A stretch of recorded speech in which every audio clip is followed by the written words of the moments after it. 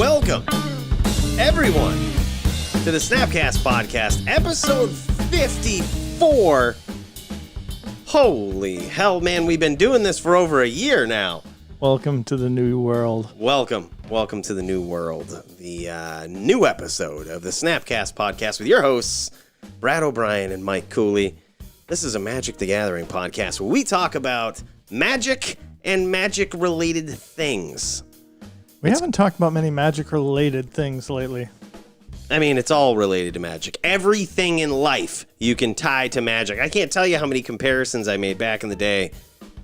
How much good life advice I give to friends that play magic. And I'm like, it's like playing magic.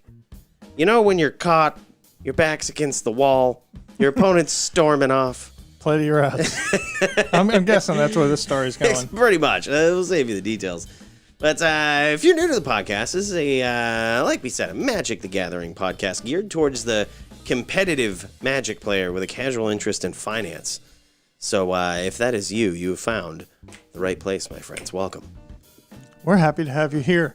If we haven't asked you before or you're new to the cast, reach down and hit that subscribe button if you're watching on YouTube, if you're listening to the podcast on your iPhone or Android or whatever it is in your favorite podcast app. We really appreciate it if you would consider going on and leaving a review.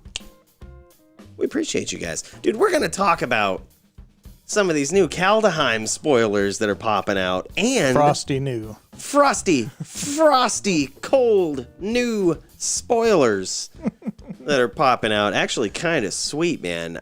One of the things that I'm usually not a big fan of lore. Yeah. You know, I just don't care about the story behind a lot of things. Like Magic, never really cared about the story. Not going to lie. A lot of the games that I play, I don't really care about the story. You know what I mean? Yep. But this might be a little different, man. Like the Kaldheim, what they've done here, I got to say, I was a little taken back by it. Like, this is, wow. Like They certainly appear to have put a lot of thought into this. Yeah. It depends on how much background you have in Norse mythology, but they really have gone out of their way to make this a legit Norse mythology Viking-centered plane. They had an event today where today was the official release of Caldheim Spoilers. Today's January 7th. They did a great, hour-long presentation with a metal band playing all the interludes in this live stream. Yeah, it was pretty cool. What? Jimmy Wong from the Command Zone was the primary presenter, so it was pretty cool. God, we got to get on these damn things, man. They need to start calling up the SnapCast podcast to be the presenters on these. What are you doing? Don't you know we're the most entertaining duo in Magic the Gathering? Or at least we think so. What else are you hoping for? I'm just kidding, but we have a fun time. We can make any event fun, man. You guys really ought to consider that. I hope you find this, Wizards of the Coast.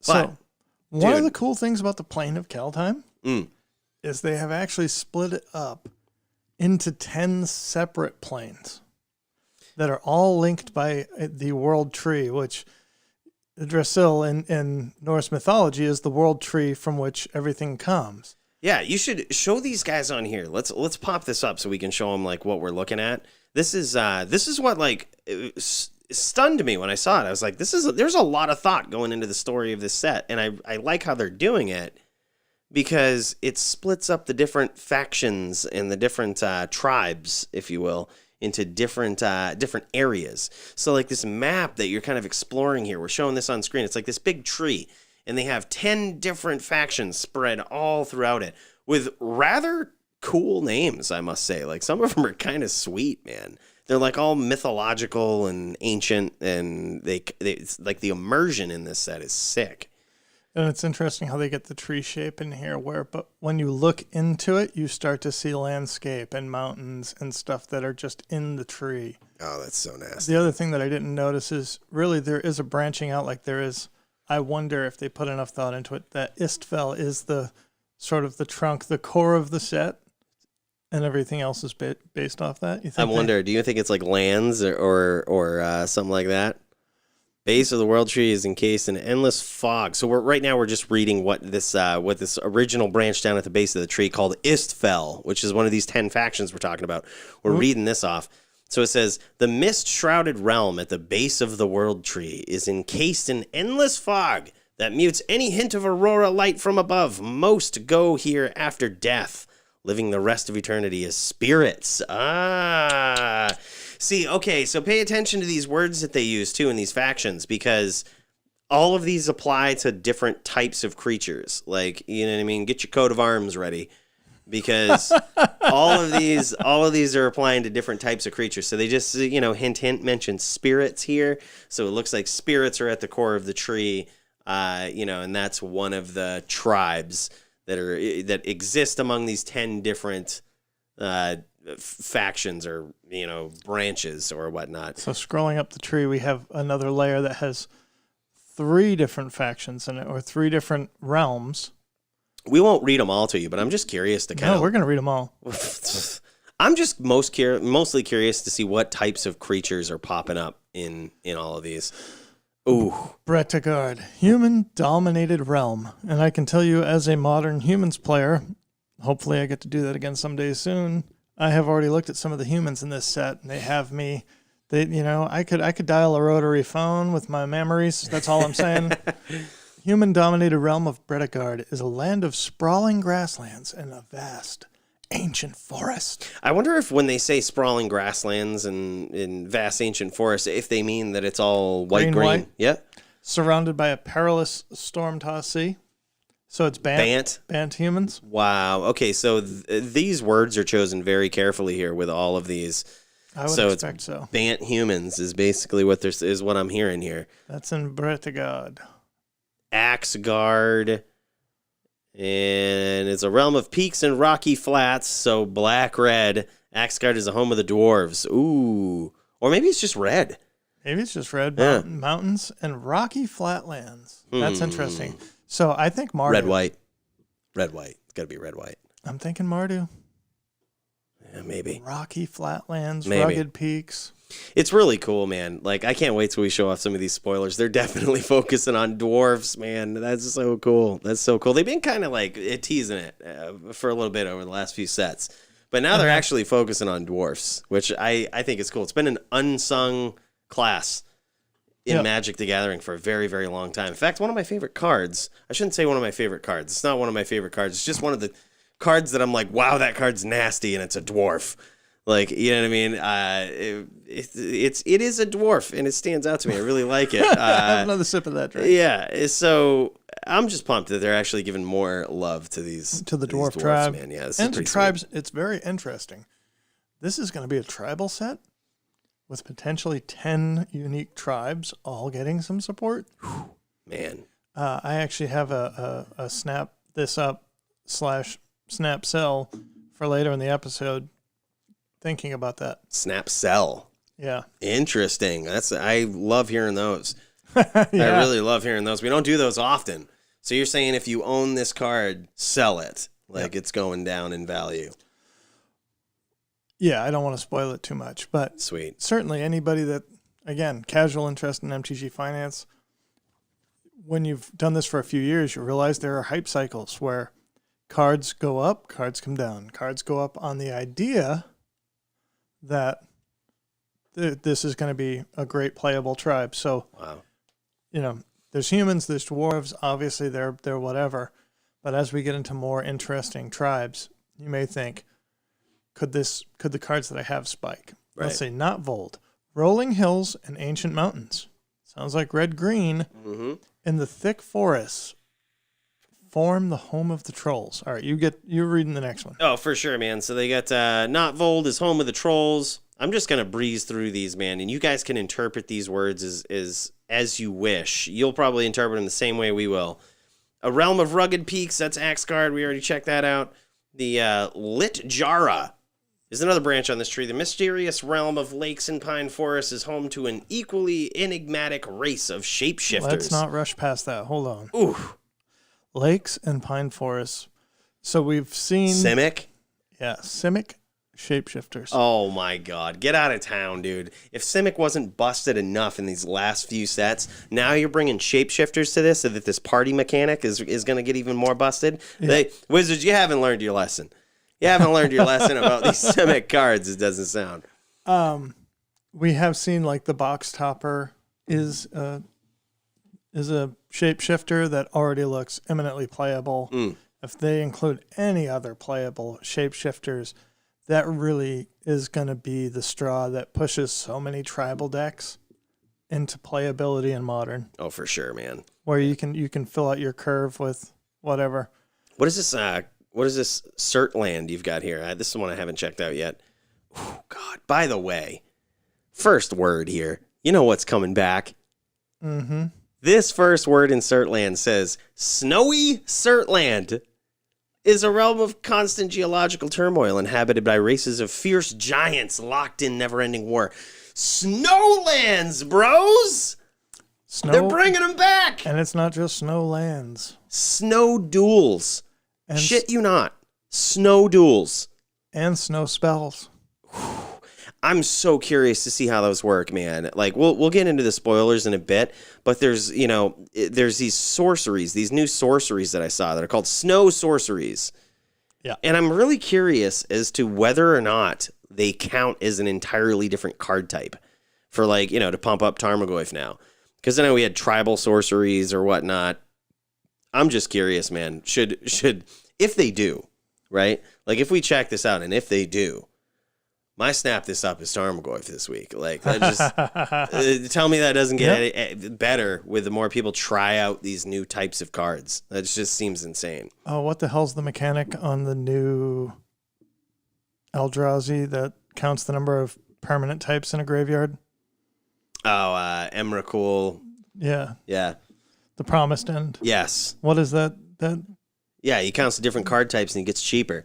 Yep. Jesus, yeah, that's so good too. I don't own one of those too. I watched the WOTC preview. There is a race of fire giants and ice giants that are battling in Cert Land. I just love the fact they're bringing back snow permanents, man. Like this, I absolutely love that mechanic.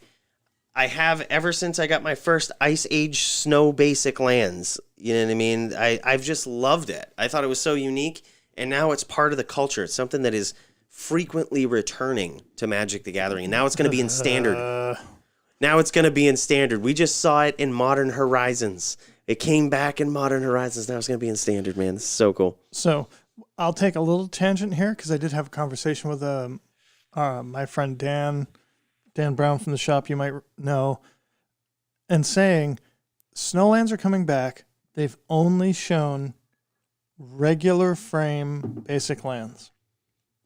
And so I had said to him, do you think that this makes Modern Horizons 1 full art Snowlands valueless, or are they going to go up on the fact that now you have more reason to play your full art basic Snowlands? Up for sure. I mean, there's just no way they go down, right? Because they were from a different set. They're from the older set. And if you remember the Zendikar lands, the Zendikar full art lands are worth more than the Return to Zendikar full art lands. Slightly more. I mean, granted, neither one, you're not getting rich off either one of them. But at the same time, like, there's always that premium for those older full art lands. Yep. That's really cool, man. So, yeah, they're bringing back snow cards. And we will talk about more of those when we actually look at previews. Starnheim.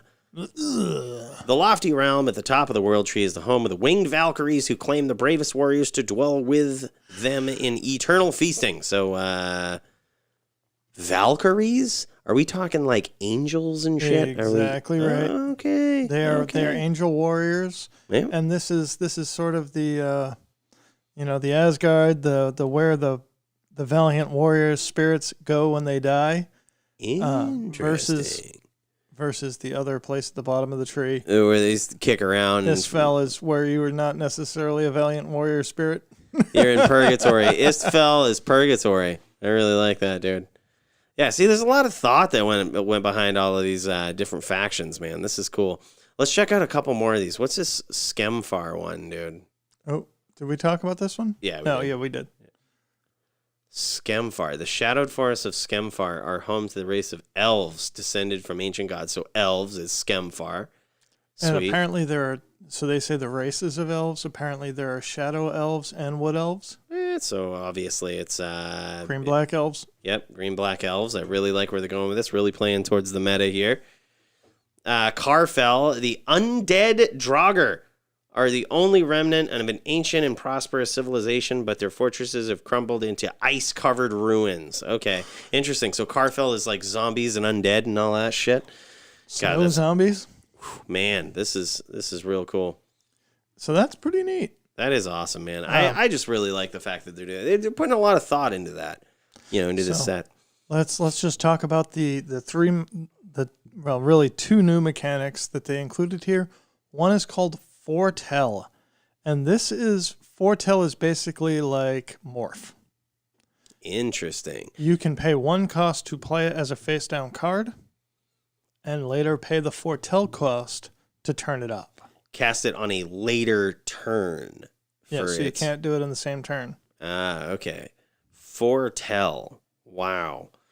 All right, this is cool. So let me read how this all works. So this sorcery is for 7 friggin' mana.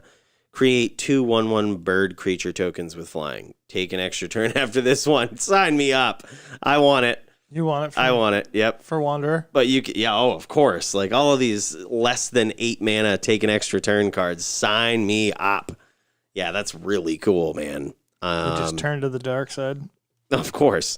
But you can cast it during your turn. You may pay 2 and exile this card from your hand face down. Cast it on a later turn. Okay, so you want to know what's weird about this is like you don't gain any mana advantage by doing that. Really? No, but if you don't have anything in your hand to play on turn 2, you can use your mana, and it is cheaper later because it's only 6 mana when you go to cast it with Foretell. True.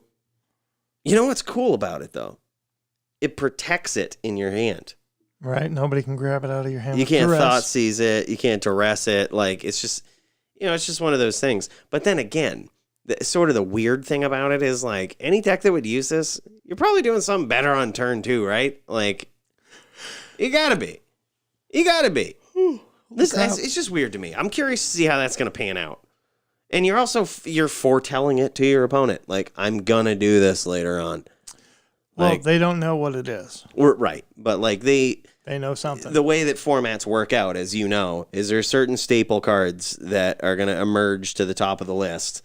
Yeah, I mean, how many people played Morph cards that weren't playing the Baby Protector? Right, or like, the Den Protector. Yeah. Like, so there's certain cards that you just like, yeah, okay, it's face down, it's a Den Protector. Okay, yeah, this one's face down, it's Alrud's Epiphany. Like, yeah, weird. Curious to see how that pans out. I love the fact that it's taking an extra turn for 7 mana and it gives you 2 dudes. I just love it for that. I don't even care about the Foretell. So man. It's a good mythic card, sure. Yep. Let's look at the next mechanic, which is Boast. Ooh. It is saying, this is what I'm going to do next. After I punch you in the face, I'm going to do this. Wow. Okay. So for an example, they give us a Varagoth, Bloodsky Sire, 2 and a black legendary creature demon rogue, who's a 2/3 with Death Touch. Okay, a 2/3 for 3 with Death Touch. Not phenomenal. But what? If you attack in your second main phase, you can pay 2 mana and tutor. What? Only if you attacked this turn. Only if this creature attacked this turn. So he has to attack, he has to live, because you can only do it as a sorcery. Only if the creature attacks this turn. It's not a sorcery. No, you could do it after he attacks, and yeah. Declare attackers. Blam. Oh, you're going to... So that's even better, because now your opponent knows you can do it at the speed of an instant, so are they going to make a bad block that they're going to lose their creature, or are they going to... Wait to see what you go get. Right. And there's no reveal on this one. Yeah, it's almost a demonic tutor. It's a mix of a demonic and a vampiric tutor. Worst of both, arguably, but to tack it onto a creature? Yeah, that's cool. And a Death Toucher, like you're not too afraid to swing in with a Death Toucher. I also love the fact that it's legendary. So anyone who is also as hyped about those Walking Dead sets as I am, here's a Mardu colored legendary creature, man. Put that right in your Negan deck. Pretty sick, dude. And whoa, this next card, I'm just taking a little peek here. I see a Tybalt that costs more than 2 mana, and I mean significantly more. What the hell is this? 5 more than 2 mana. Wow. So it's 7 mana Tybalt. Tybalt has really stepped up his game in life, man. 7 mana now. Tybalt Cosmic Imposter.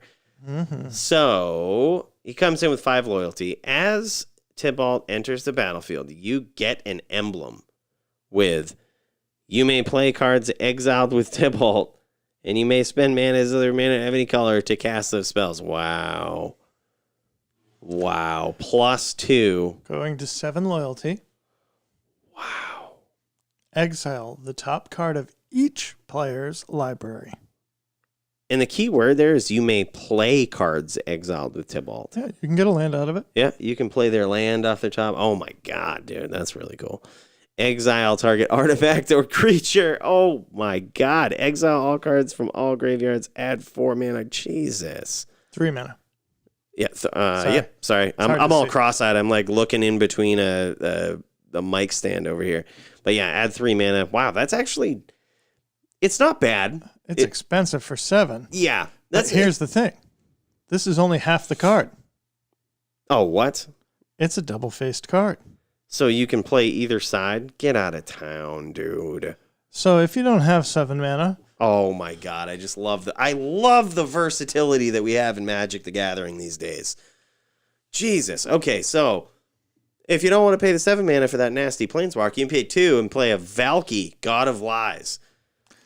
You may know this as Loki, the trickster god. What? Oh, that's so cool. And they got him like Joker faced over here. Totally. The artwork for this card is so cool, man. I love the fact that you've done the Loki reference here too. Jesus, this is good. Well thought out. Yeah. I haven't even read this yet. I'm just mesmerized by the art here. This is so cool. So he's a legendary creature, a 2/1 for 2 mana, a black and a colorless. When he enters the battlefield, each opponent reveals their hand. For each opponent, exile a creature card they revealed this way until this guy leaves the battlefield. Mm-hmm. For each opponent, exile a creature they revealed this way. Wow. X mana. He has another ability because fucking of course he does. X mana. Choose a creature card exiled with Valky with converted mana cost X. Valky becomes a copy of that card. Oh, nice Uro you have there. Let me pay on the next you play this on turn 2. On turn 3, you make it an Uro and swing. Dude,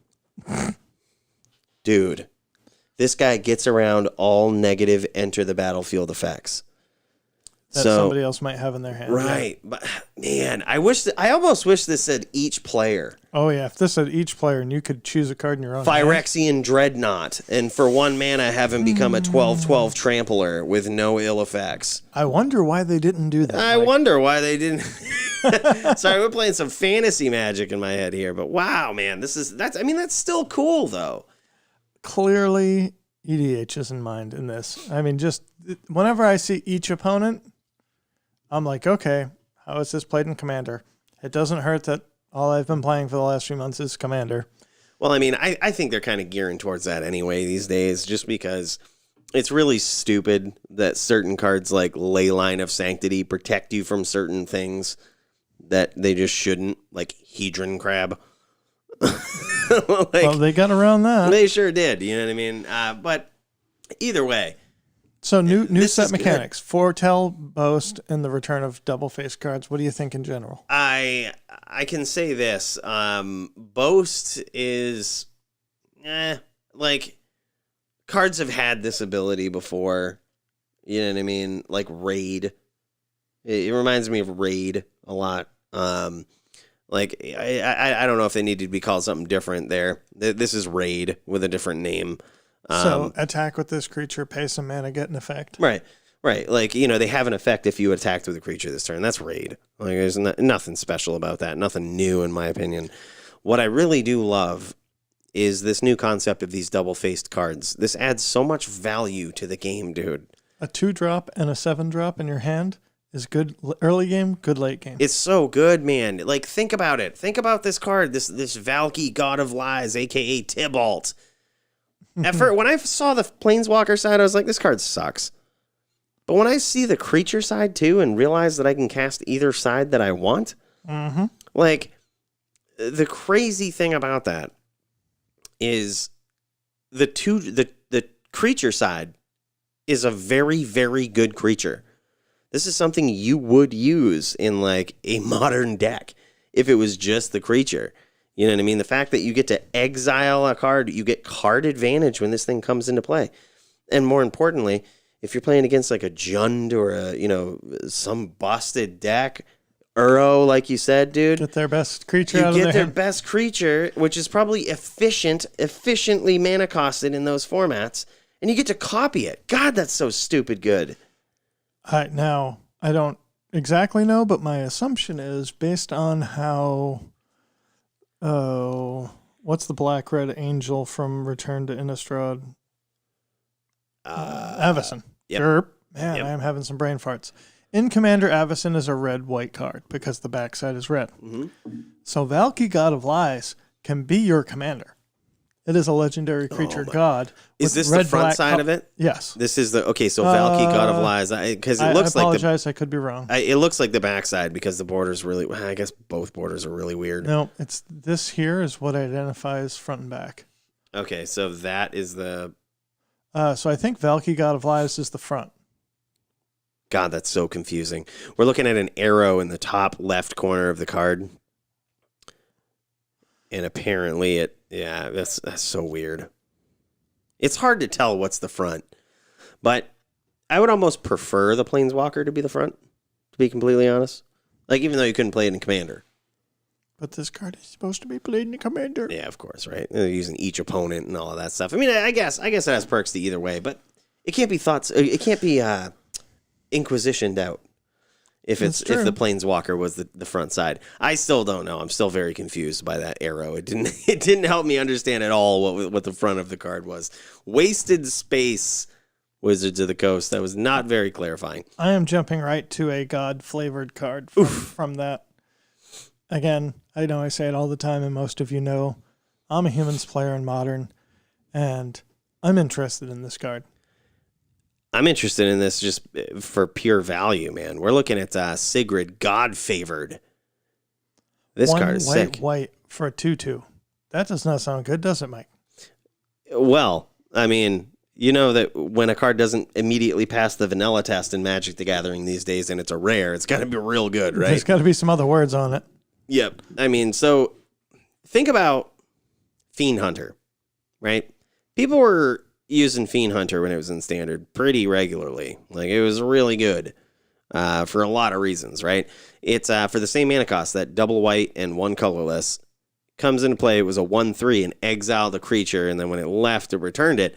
This basically does the same thing, right? So you're exiling this, it has flash, right? Mind you, because oh yeah, we haven't read the whole card. Yeah, let's just read down through. You guys can see this is a human warrior, okay, too. It's a human. So Warrior. Brad loves it right away. Legendary human soldier, right? So this guy has flash, first strike, protection from god creatures. I'm not sure how much that will come into play, but definitely in Standard. When this guy enters the battlefield, exile up to one attacking or blocking creature until this guy leaves the battlefield. Pretty nasty, dude. Pretty nasty. So granted, I mean, the creature has to be attacking or blocking, but at the same time, God, that's good. One of the other things that I think will be interesting is that this does not say that you don't control. Right. So even if you're in a spot where you're attacking and they pull out a combat trick or they throw out a removal spell in combat, you can flash this guy in and save your dude. And then if you get wrathed or for some reason they kill Sigrid, you get your guy back. Yeah, I mean, that's a very niche. Specific. Yeah, that's niche. A very niche use of it. But yeah, I think you're right in the sense that like you can save your own dudes with it, but also you know you could almost use it like a flicker wisp. Whereas if you have something important that you want to blink, you can do that too. You know what I mean? You can swing in with it. You can hear this thought process out. I'm into it. You can swing in. Yep. Connect with your opponent, right? Let's say you have a Uro or something, right? Bam, you connect, right? And then you could exile that until this guy leaves the battlefield. And if they wrath on their turn, you get an Uro that comes right back in. Trigger. Yeah, exactly. Or something. Yeah, like, I mean, that's a really weird example that I use, but it's like just an illustration of concept, right? Like, you can actually let your attacking creature connect with your opponent, and before the combat steps end, after the damage has been dealt, you can exile that creature with this guy to sort of either protect it or to get some delayed trigger. Maybe you have a sack outlet or something, like, you know, and you're just using this as a blink effect. Like, interesting, dude. I just think, and that's exactly it. And something that I think I said to you earlier, any human with flash really piques my interest, because playing humans in Modern with an Aether Vial is a different game than playing humans in Modern fair. Right. And so having a creature that you can put in the deck that has multiple effects on the battlefield and doesn't require an Aether Vial to be tricky, I think this might get there. For sure, man. That's a great point. Like, having humans in a human deck that you can cast with flash changes the whole dynamic of it, because that deck really does rely a lot on the trickiness of Aether Vial. That game gets almost unwinnable for certain decks when they have an Aether Vial, and I can make decisions on your turn. You know what I mean? Like, oh, okay, you're gonna swing in with this dude. I can respond and do this. You know, that's everything humans wants. How about another god, Mike? Oh, remember that god we talked about last week? The one that wasn't indestructible? And we were like, is this guy really a god? We've got another one. Not indestructible. No. Maro said on his blogatog that Norse gods could die. And actually, if you think about, if you've watched any of the Thor movies, he says that to Loki at one point, that they're not immortal.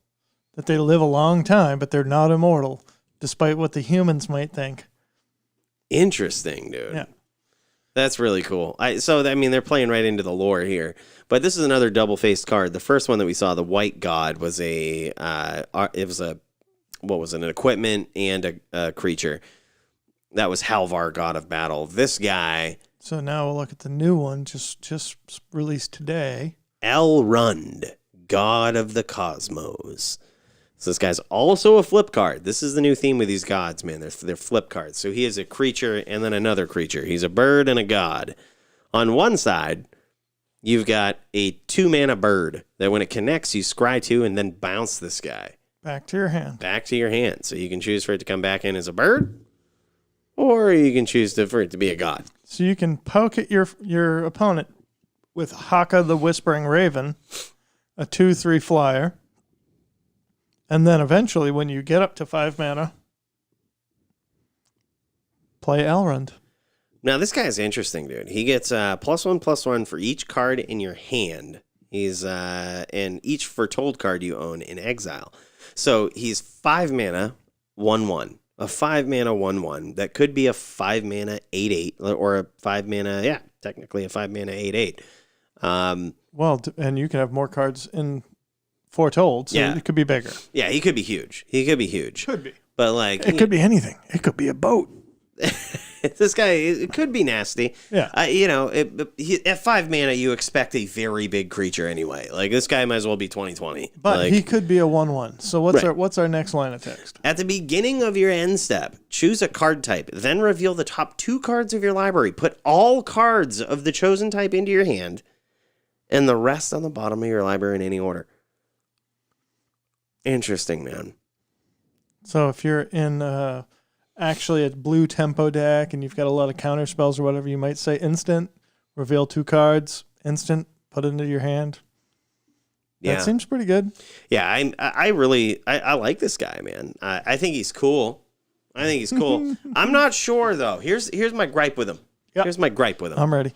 So the bird side of this guy that you can play, that most people would think, okay, he's going to go back to my hand, I'm going to play him anyway. It's a little deceptive because most people would want to play him and get those scries in early. But if you're playing against an experienced player and this guy, and they know what's on the other side of this card, they're just going to bolt it. They're going to be like, oh, yeah, okay. They will if they're playing snow mana, but that's a whole nother story, Mike. Yeah, maybe. I don't know. That's what I'm saying is like the unassumingness of this 1/1 flyer for 2 mana, what most would consider, it's unassuming. The 2/3 flyer? You wouldn't waste a removal spell on this.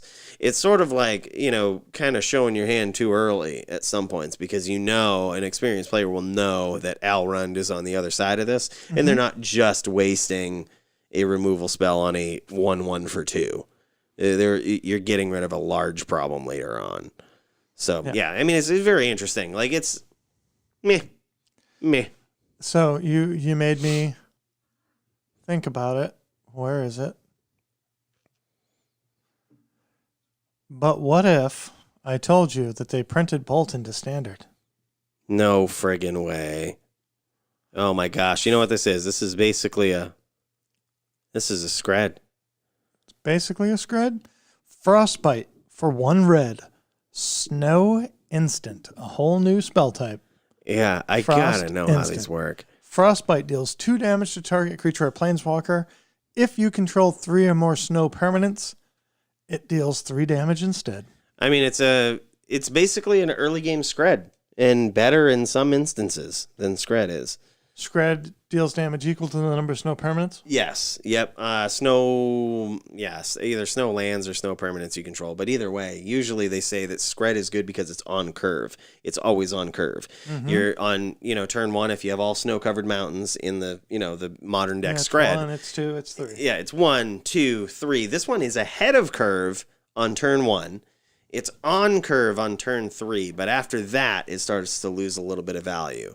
After that, geez, it's just a bolt. Yeah, it's just a bolt for one of these, creatures or planeswalkers, which is all you can really ask out of Scred most of the time. I'm kind of a fan. Yeah, I like this, dude. I do like this.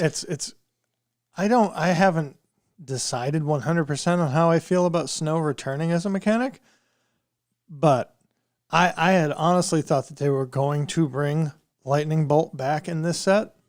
I don't recall if I had actually explicitly said that in a prior cast. I was thinking God of Thunder, they'd bring Lightning Bolt back. Right. And they found a way to do it that is interesting and really makes you work for it. Like, if you want a bolt, you can have it. But dude, I love the artwork for this too. You Star Wars fans are going to love it. So like Frostbite, it's got this guy. It looks like he's getting his arm munched on by one of those wampas from Star Wars. Like, you know what I'm talking about? Like the wampa that hangs Luke Skywalker upside down in the ice cave. Like, looks like that type of dude just taking a chomp out of this guy's arm. It's literally a frostbite. This is insane. I do like that, man. We got to look this up right now because I feel like I need to know this before I form an opinion on a lot of other cards. We need to know this new snow card type. Does it count as an entirely different card type?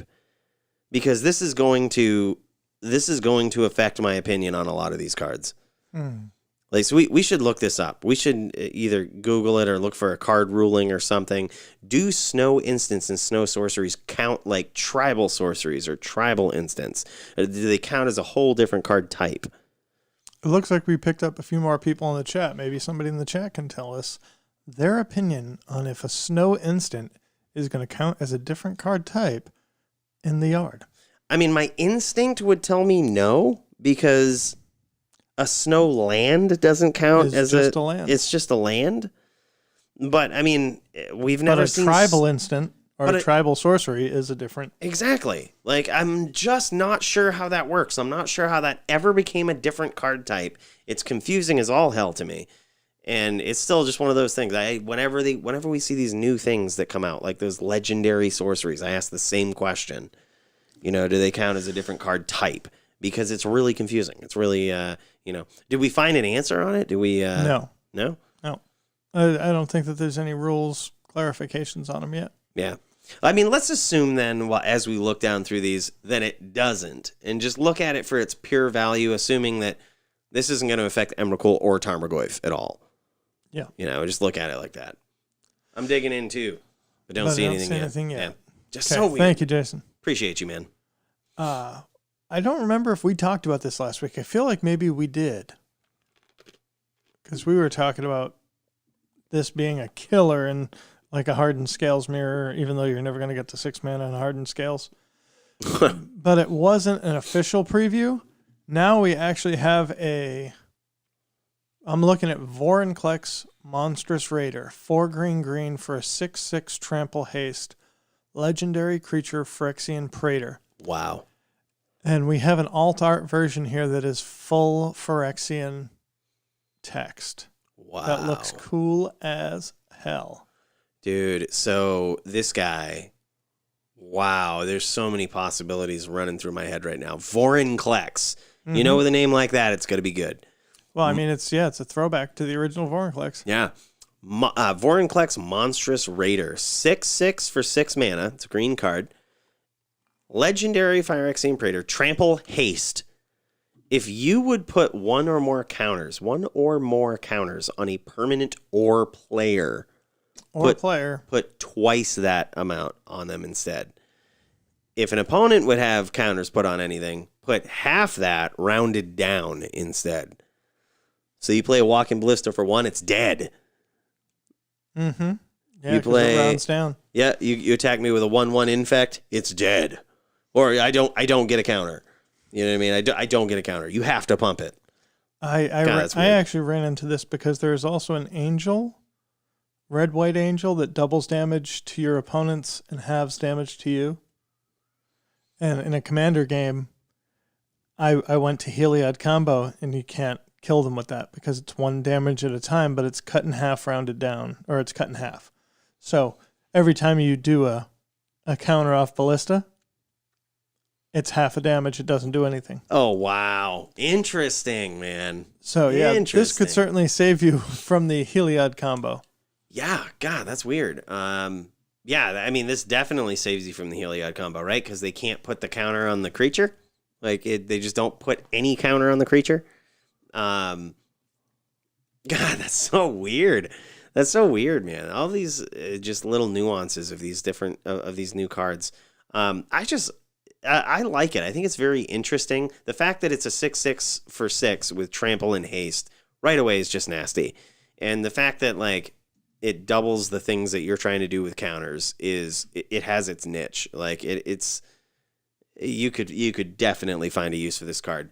Yeah, this card will see play. For sure. There's absolutely no way out of it. And just because I am ashamed of how terrible my memory is, I was talking about Gizella, Blade of Gold Knight, the original Gizella, flying first strike angel, 5/5. If a source would deal damage to an opponent or permanent an opponent controls, that source deals double damage to that player or permanent instead. If a source would deal damage to you or a permanent you control, prevent half that damage, round it up. Yep. Wow. Huh. So, made my Heliod comboing useless. No more pinging. No more pinging. That's cool. Let's take a look, see if there's anything else in here in the mythicspoiler.com. Yeah. Resplendent Marshal. I'm looking at white cards, because we talked about white cards last week. Well, no, I'm just looking at mythics.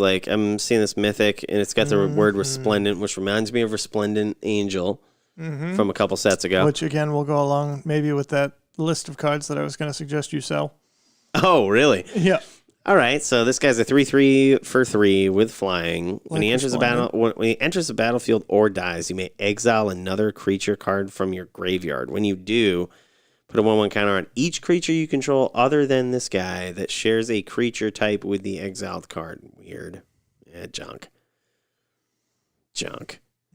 Get next card. I mean, if you're in an Angel Tribal deck, junk. It's 3 mana, put a +1/+1 counter on all your other creatures, but in an Angel deck, you probably don't have that many creatures. Well, also, it's relying on a card being in your graveyard, too, which I really don't like. Resplendent Angel is also a 3/3 for 3 flyer. At the beginning of your end step, if you gain 5 or more life this turn, create a 4/4 Angel. Yeah, that's nasty. That's nasty. This, junk. Junk mythic. First comment on Mythic Spoiler. Why mythic? Yep, exactly. That sums it up. Next card. Why is that card mythic? Junk, dude. Blood on the Snow. I just love the name of this, and It's a little expensive yeah, for a snow sorcery. 6 mana, 2 black, 4 colorless. Snow sorcery, right? One of these new snow cards we're talking about.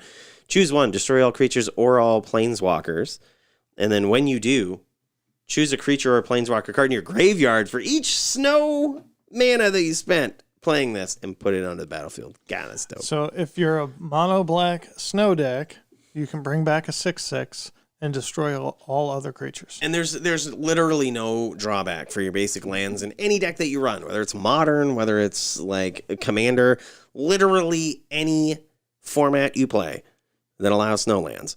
There's no drawback to having all of your basic lands be snow lands. There's just no drawback. I seriously hope we see cards. We have to. This is the opportunity. In this set, we need to see cards that punish your opponent for having snow lands. They absolutely do have to have some reason to make snow a detriment. Yes. And we haven't seen it yet. Like, this is your opportunity. If you're going to bring snow back, please do that. Otherwise, I know some people are thinking, oh, this isn't a problem because I play Commander and I play it with my friends and we don't see it. Have you seen, like, competitive, Modern tournaments or whatnot? Everybody's just running snow basic lands because fucking why not? Yeah, because why not?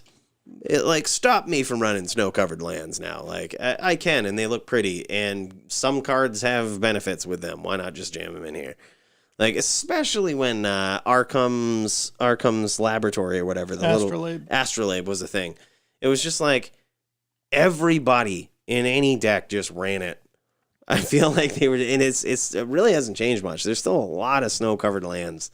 Like, it's just weird. I just want you to know that with all the times that my brain is so full of fog and I can never remember the name of a card, I appreciate it every once in a while when you're like, what's the name of that card? And I actually do know it. Yeah, that's nailed it, dude. We're there for each other, yeah, brother. Hell yeah, dude. That's what we help each other. We gotta be there. I was excited about this guy just because this guy seems like absolute busted value town.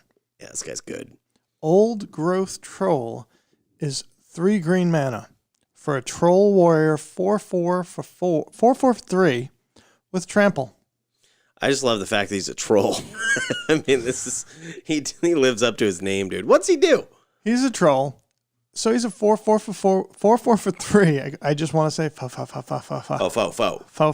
For 3 trample. And when it dies, if it was a creature, return it to the battlefield.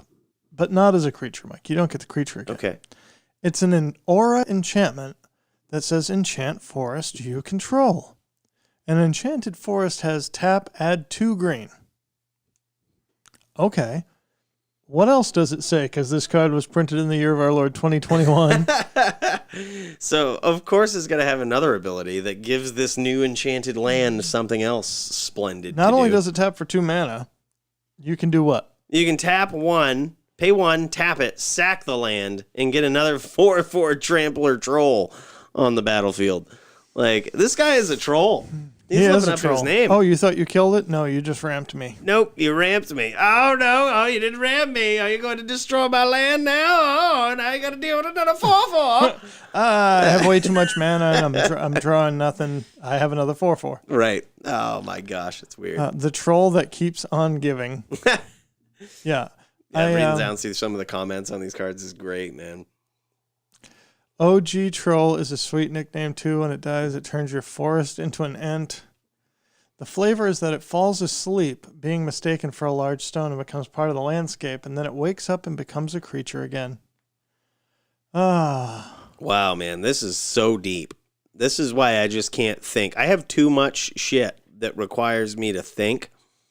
I can't think this much about the lore of Magic, but I appreciate people that can. Well, and if you look tell at me how it should be. Look at this troll that has like trees and stuff growing on him and birds flying away as he stands up. Like he became a land. Dude, and I love that someone pointed out his initials are OG Troll. He's the OG, yo. He's an OG troll, homie. Yes. GGG. Yep, this is sick, man. This is sick. I like it. I really like that card. They did a 4/4 for 3 green mana in the couple sets ago too. You know what I'm talking about? The legendary guy. Yarvo. Yeah. Yep, they did. I really liked him too. I think he has some long-term playability as well. And this guy is not legendary, but he's a troll. I like him. Speaking of long-term playability, you mentioned these cards earlier, and I have all 10 up on the screen. Woo! Look at these. Okay, so for the people that are just listening to this podcast, first of all, I got to say this, right? We alluded to it earlier, snow lands. And I mean snow dual lands. Right. There are regular snow basics. Okay, great. But these are snow duels. And they're commons. Dude, they're commons. So you can have all of these in foil or non as you prefer. I mean, they enter the battlefield tapped, but they're dual lands, snow-covered, and commons, dude. So, first of all, one observation that I have, and I'm not sure if this is the hue of the screen that we're looking at or if this is how they're going to be printed, but they're faded. Yep. Like they're a little pastelish. Right. Like they're very faded. Look in the text boxes. They have this frosted background thing happening. That's the word I was looking for. Like it's faded to the point where it looks frosty. Like it's kind of almost a cool snowish. Almost snowish. Yeah. I mean, funny. She doesn't look snowish. But really good flavor on these cards. Mm-hmm. Like that's really good, flavorful addition to these cards. And this is just, I mean, we talk about this all the time, and I know some people are probably like, yeah, you guys mention this every cast, but Jesus, dude, look at the power level of these common cards, dude. For all intents and purposes, in certain circumstances, these are shock lands. How do you think Pomper feels about these? Man, they gotta feel good about them, right? Like, they gotta feel good about lands like Even this. if it's just another tapped dual cycle. Right. I mean, well, think about Commander, too. How many times in Commander do you just fetch for a shock land and have it come in tapped because you're not doing anything with it? Right. So, again, we have said that these are dual lands. This is Snowland. So we're looking at, say, Alpine Meadow. Snowland - Mountain Plains. You can fetch this with an Arid Mesa. You can fetch this. And it is red-white land. Alpine Meadow enters the battlefield tapped. Also, they all have flavor text. I think that's pretty cool, actually. There's the flavor text that's really cool about these, but one thing that also stood out to me, and this is going to be kind of dumb. I apologize for how dumb this sounds off the bat. I just love the fact that you can guess what colors these are based on their names. It's so simple. Alpine Meadow. Let me guess. So read one off to me and I'll try and guess. All right, we're going to put Brad to the test here. I'm going to read you a random name. You're going to have to guess the colors that it adds. Ready? I'll be so ashamed when I screw this up. Sulphurous Mire. I'm guessing red-black. Nailed it. Ready? Yep. Hold on. Snowfield Sinkhole. Snowfield Sinkhole? Snowfield Sinkhole. Blue-black? Nah, close. It was white-black. Oh, yeah. Snowfield. Right. I was like, Sinkhole is black. That was a gimme. I got the black. All right, ready? Woodland Chasm. White-black? Brad, you're terrible. Green-black. I am terrible. You go. You nailed it. All right, he didn't look, though. He got a second shot at that. All right, ready? Rimewood Falls. Wood Falls, so Simic? Nailed it. Alpine Meadow. Okay, that's the one we just talked about. That's red-white. Nailed it. Arctic Tree Line. Blue-green? Alpine? Arctic Tree Line. This one's actually a little difficult. Red-green. White-green. White-green? Yeah, Alpine? the tree line was off. But like glacial floodplain, right? Okay. White, blue. Yeah, like, you know what I mean? For the most part. Obviously, like, you know, you're going to run into some. But, like, it's pretty... It's almost like the original duels. That's kind of my point, I guess. It's like the original duels. You know what they were by the name. Based on the name, you could tell. Like, Bayou. Forest, swamp. Okay, I get it. Like, you know what I mean? Alpine Meadow. Mountain Plains. Like, you know what I mean? It's kind of makes sense in your head. It's flavorful. I like that. I like the simplicity of it. Like, you think glacial chasm, glacial floodplain. You know what I mean? You think I'm sorry, not glacial chasm, glacial fortress, glacial floodplain. You know what I mean? They kind of keep it right in the, right in where you would expect them to be. I kind of like that. It's very flavorful. They're planning on these being some staples in some formats, I think. Like, these are some of the best common lands they've ever printed. And that's it. And I think that has basically been said on Twitter. Yeah. Yeah, these are just nasty, dude. Just nasty. This does make me think, have you ever heard the theory that all of the original 10 shocklands are euphemism for vagina? No, I have not heard that. Please explain. Oh, my God. Oh, my God. Oh, my God. This is nuts. Okay, so you remember what Brad just said. Think about this. Remember the original Shocklands? Gosh, this is a tangent that I can't help but go down right now. We were just looking at these Shockland names here, and I looked at the not first. Usually the content you get, but we started drinking early. Dude, you got to hear this, okay? So you just heard what Brad said. They're euphemisms for lady parts. Stomping ground. I saw that right off the bat. Lost it. Watery grave. You just signed your death warrant, sir. A breeding pool? A breeding pool. Is that what you want to go swimming in? Overgrown tomb. I don't even want to see that one.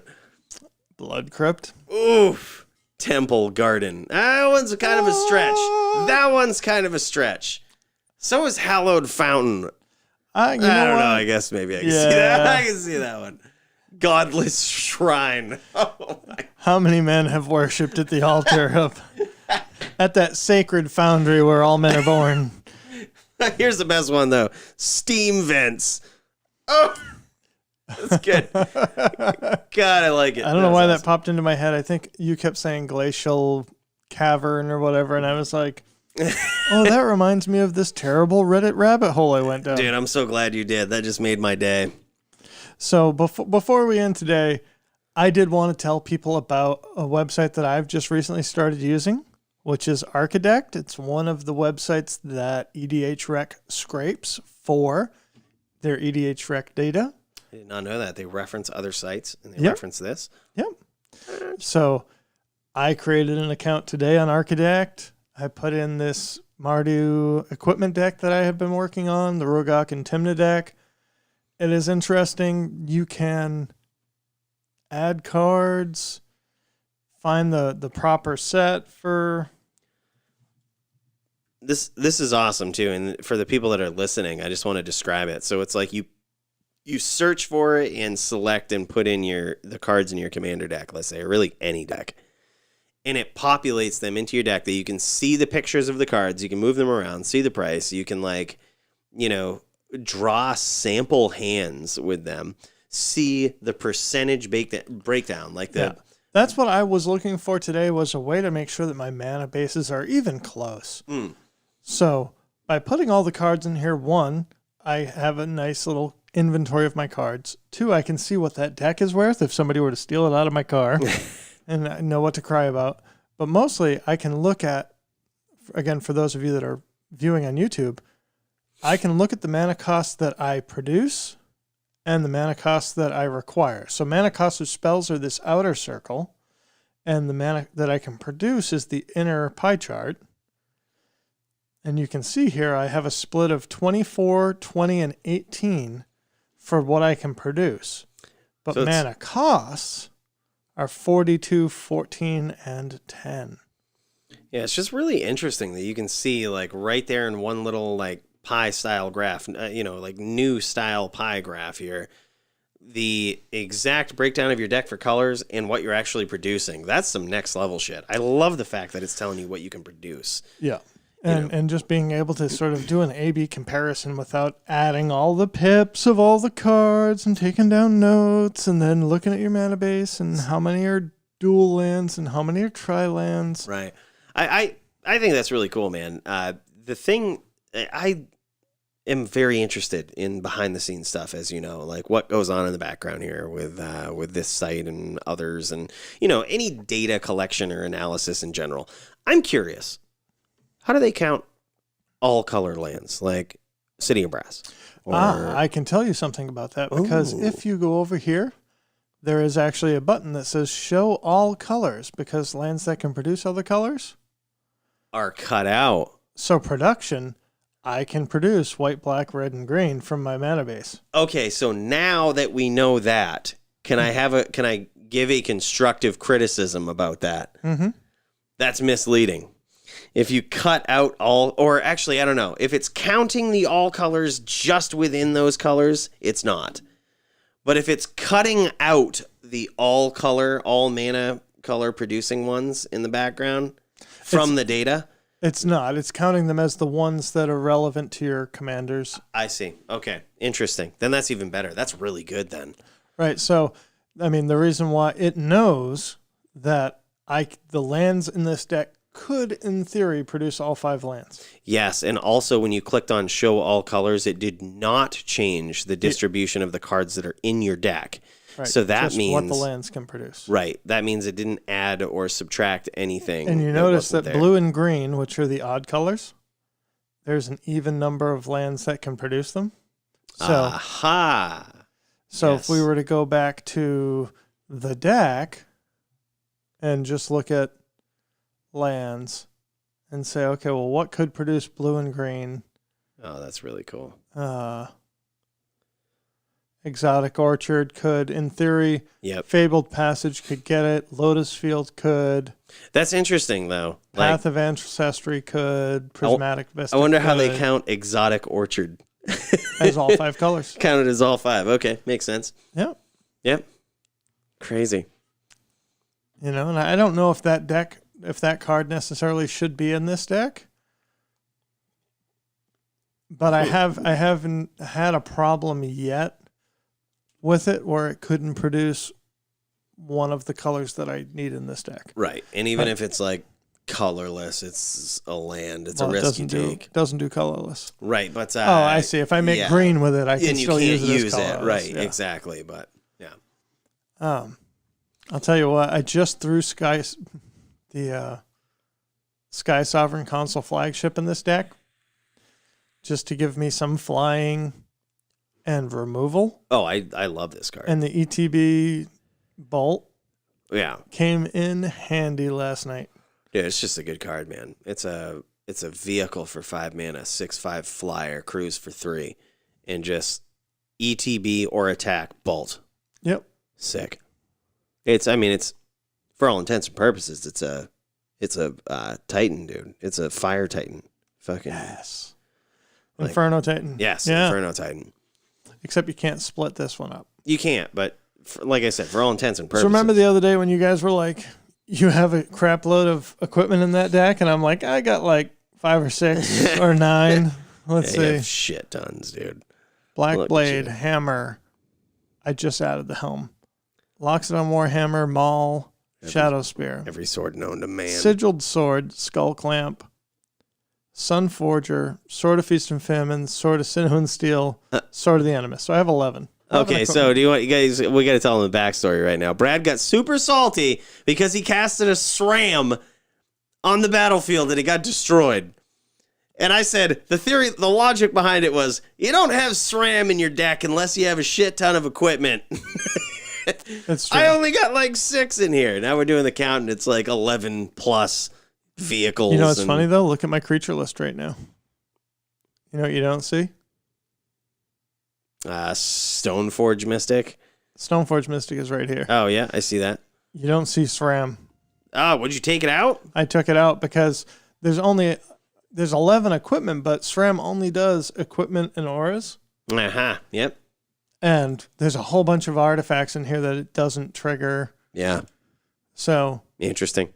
But the fact that you can like, if anybody wants to give some feedback on this deck, I'm happy to hear it. The fact that you can analyze that and see that and look at your deck in a macro scale is like the cool thing about this site. The fact that we can have these conversations right now, quickly look. Oh, this is how many equipment I have. Oh, are you running this? Are you you don't have to skim through your 100-card deck. Right. So I'm excited to put all of my commander decks now into Architect just so that I can see things like the mana curve and that spread of sources to or production to costs and actually know that in theory, I can cast my spells on curve. I like that, man. Just being able to run stats on your deck like that is really useful. I love it. So for those that are listening to the audio podcast, it's Archidekt, ARCHIDEKT.com. Archidekt. DEKT. Archidekt. We gonna play some Commander this week or what? I think so, man. We're gonna have to jam it. I am really looking forward to Kaldheim. I think a lot of these cards look fun. I love the double-sided cards. Love the power level that Magic the Gathering is turning into. The white cards have got my big toe shooting up in my boot. Whoo, man. Guys, thank you so much for joining us. This is one of the highlights of our week. We love getting together and talking about these crazy Magic cards and chilling with you guys. We hope you enjoyed this cast. And as always, if you did, don't hesitate. Give us a like, sub to us so you don't miss any content. Comment on the video and say, I really like this, or hey, I didn't like this. Let us know. Cooley, you're stupid. That's completely okay. Use better words. Don't call me stupid, damn it. I was just going to say, if you're going to That's not okay. What am I saying? Yeah, you know, you got to come a little bit more specific with criticism. I will say, don't just say we suck, because we might already know that. Say, you suck because Cooley's upper lip trembles when Brad talks because he gets so excited. Yeah, that would be good constructive feedback. Guys, thank you so much for joining us. We appreciate you. Tell us maybe you shouldn't hit the whiskey so hard before the cast starts. Thanks again, guys. We will see you next week. Peace. Spread the podcast, by the way. Not the plague.